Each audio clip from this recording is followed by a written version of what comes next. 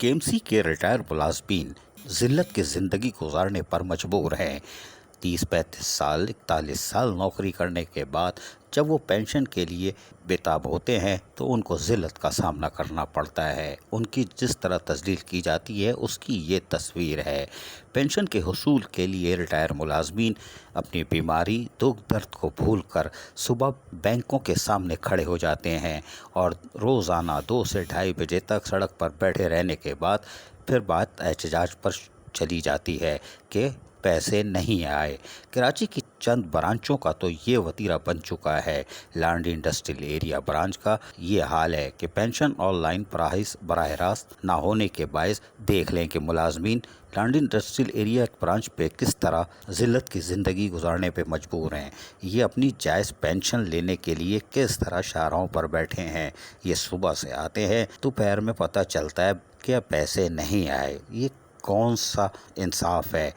جنہوں نے شہر کی خدمت کی اور 30-35-40 سال نوکری کی، اس کے بعد ان کے ساتھ یہ انجام۔ جو حاضر سروس افسران و ملازمین ہیں وہ اپنا حشر دیکھنے کو تیار ہو جائیں۔ یہ تصویر ان کے لیے بھی ہو سکتی ہے آنے والے 2-4-5 سال بعد۔ لہٰذا آج رحم کھاؤ ان کے اوپر۔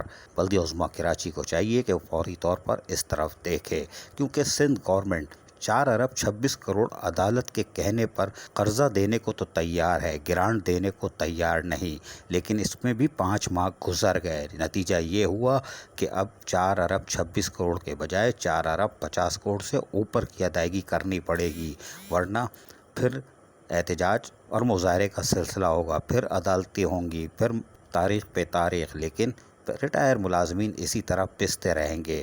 ون ٹائم کون ان کو مکمل طور پر دے گا اور ہر مہینے پینشن کیسے ملے گی؟ یہ تو عدالت اور سندھ حکومت کو سوچنا ہے۔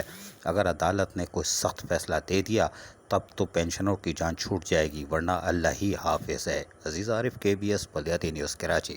ایسی ہی خوبصورت ویڈیوز فیوچر میں حاصل کرنے کے لیے ریڈ بٹن پر کلک کر کے اور بیل آئیکن کو پریس کر کے ہم سب کے سبسکرائبر بننا مت بھولیے۔